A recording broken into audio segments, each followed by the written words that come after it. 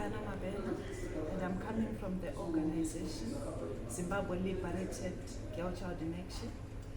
So we are an organization which is looking at empowering the girl child. And on the 29th of March, we've got an anti-drug festival. The festival is aimed at highlighting all the angles and facets in the fight against drugs and substance abuse. We'll be bringing in companies from different areas in Bulawayo, more than 25, so that the youth can be able to talk to them, interact with them, and learn around their community, and also learn the areas they would want to be involved in as they grow. And we are also bringing organizations which are dealing directly with drug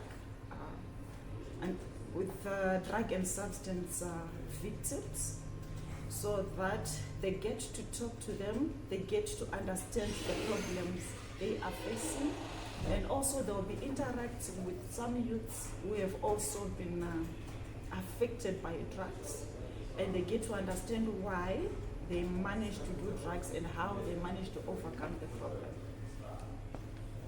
And looking at the issues around drugs and substance abuse, how bad is it in the city from your own observations working with young people? So far the issue about drugs is really affecting the youths greatly.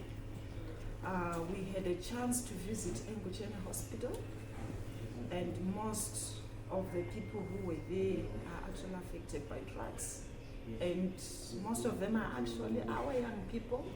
When we looked at the ratios, most of the young people are the ones mainly affected, and this is affecting their future, because most of the times when they start doing drugs, there's no productivity in their lives, and the social behavior also becomes a problem, which means the whole community is affected. And as an organization that deals with young women, how are you going to assist young women moving forward? Maybe those who have been affected by drug and substance abuse, even those who are not doing it. What are your words of encouragement to them? My words of encouragement to them is that it's not too late to change. They can still change, they can still get help. We've got our own psychologists who can talk to them. I'm sure very soon we're opening a drop-in center where the youths can come, find people to talk to before they go to that stage where it's difficult and they have to do medication. The drop-in center. Can you tell us more about that one? The drop-in center will be like a place where they can come in, speak about the problems they are having. They get someone who can talk to them, who can advise them on how to overcome the problems they'll be currently having, and also help them overcome it if they've started doing drugs. And very soon we're going to independence, and we've got young people, and the organization also deals with children of race liberation stalwarts. Maybe what can you tell us about independence?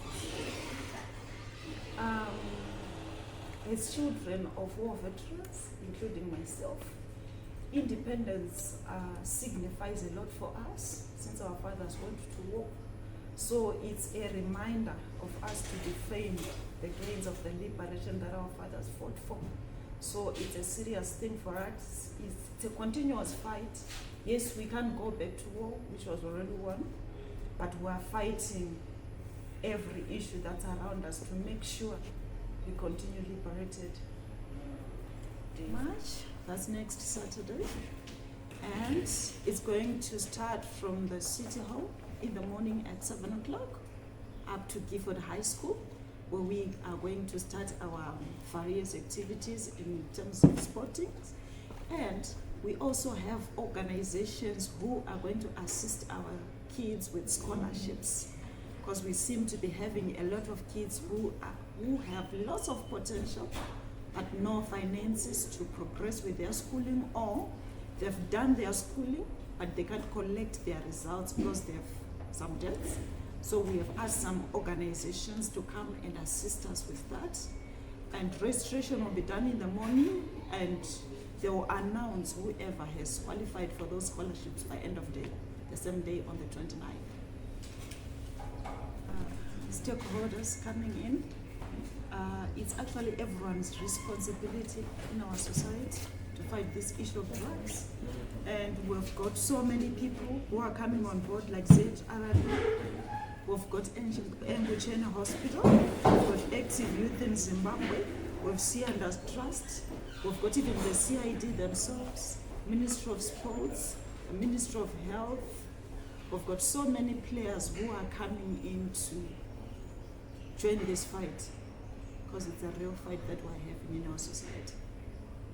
What activities are lined up for the day? We've got so many activities lined up for the day, because we have organizations like Empower Bank also coming to speak to the youths, talk to them about how they can access loans. And we are going to have so many activities like soccer, volleyball, athletics, and we are also bringing in a lot of musicians whom the young people can relate with. So it's going to be a packed and really lovely day for the youths. My name is Lisa Keswa. I'm one of the children of the war veterans. I would like to say I'm actually grateful for the opportunity that our parents had paved for us through the fight that they had to fight to make us free. Yes, we can say we are free indeed as youths of the war veterans. One thing that I would like to recognize is that we have been very empowered by our government. So far we have projects that are already running, like poultry projects and fish farming.